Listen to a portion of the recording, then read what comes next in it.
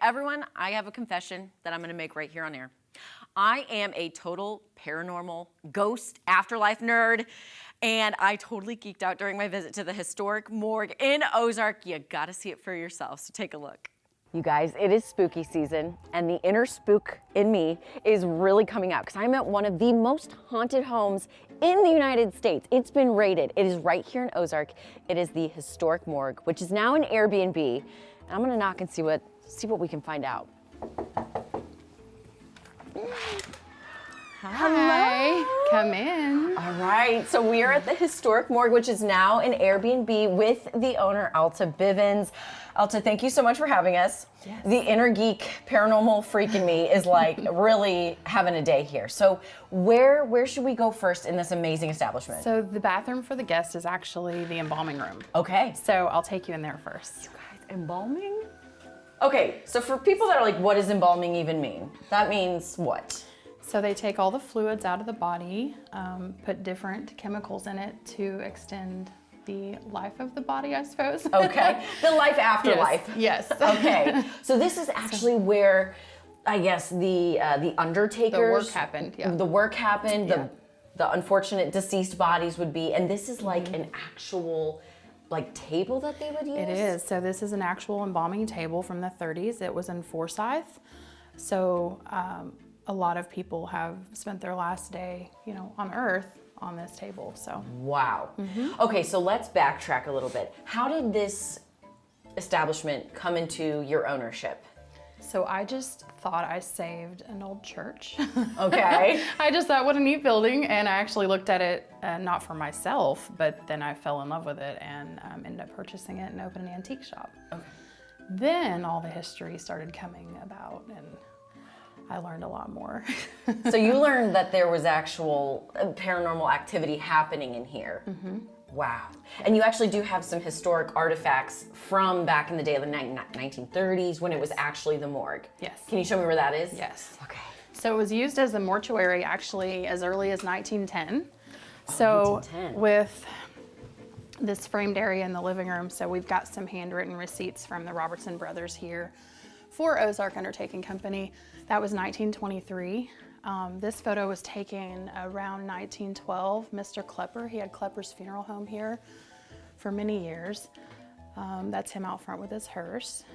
So this is his embalming registration card from 1918. He treated the family and the deceased with such respect. He had a really a respected name around here. Well, that's good to know because back in the day, some people were a little wishy-washy, some people were good. Okay, so then for the true paranormal detectors, investigators, you actually have some paranormal tools that they can contact. Yes, Okay. we supply them. Whether you use them or not is up to you, Okay. but they are right over here on the table. We've got a paranormal investigation kit. So we have some lights that will only work if someone pushes them. We have EMF detectors. We have an SB11 spirit box, which is on what you see on the shows. Seriously, I know all these names because of TV. There is a ghost hunting book because we want you to be respectful whatever you do here. And this kind of shows you what to do, how to do it. And then we've got dowsing rods, a radio, some little cat balls that are motion light up, flashlight, some other things that can, apparently move on their own. If something that the touches spirit it. might, or the energy might touch and get going. And then what about these dolls over here? Because you said that there was a spirit of a little girl Yes. in here. Several guests have heard, hello, who are you? Little girl, little kids singing, choir singing. There's a lot of repeated activity. Okay. So something sometimes with this doll here is actually the one that did it. So it will also giggle, which if you hear that at 3 a.m. and you're sleeping, Oh my you gosh. may not stay. We've only had a couple of guests that that left in the middle of their stay. But so we had someone, it was a local news station, they held this out in one of their investigations and something pulled it down. So it tugged it downward like a child would have. Okay. So yeah, that's why those are there. Okay, perfect. And let's hop into the kitchen really quick. You said there's a grandmother presence that kind of lives in Yes. here.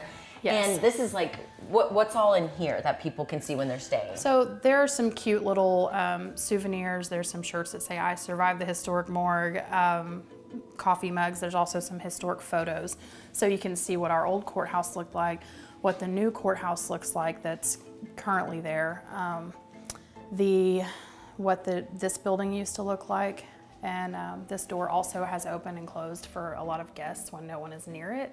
Wow. So that's fun. Okay, so and here's the thing, you can't guarantee that activity is going to happen for every stay, but you have to check it out for yourself. So how can people book the historic morgue with you? Really, if you just Google the historic morgue, a lot of things will come up. We also have a link tree that can take you to all the social media accounts or just Airbnb. Okay, perfect. You guys, check it out. I'm seriously going to spend like the rest of my day here. Maybe not the night, but check it out. It's right here in our backyard in Ozark off Church Street. It's time for the thrills and the chills this spooky season. You guys, like I seriously have not stopped smiling. It was the coolest thing I've ever done in my life, and that's crazy to say. That is like, even just watching it, like the tension in my stomach right now, I'm just like, Okay, would you do it? I think I would, because it's just that room that you Okay, stay that's what I in. was trying to figure. Okay. So it's small enough that you can you have your bearings. Okay. You know? But here's the thing. So in the kitchen, Right. there's a door that leads outside. Oh. And then in the front there, which is not open to guests, is the antique shop that she was talking about. Okay. So I was hanging up my coat next to the antique shop. Right.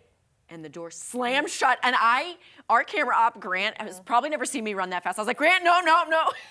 Come to find out, it's just because the back door opened and the it's wind. the wind, okay. It still scared me half to death. That's why I say I maybe might stay, because it's small enough. But like in those big haunted mansions, Yeah, I don't think I man. could do that.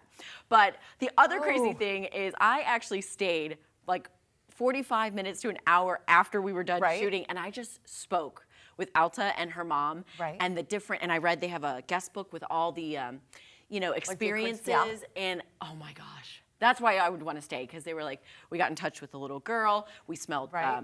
fire. Yeah. It's crazy. Would you stay?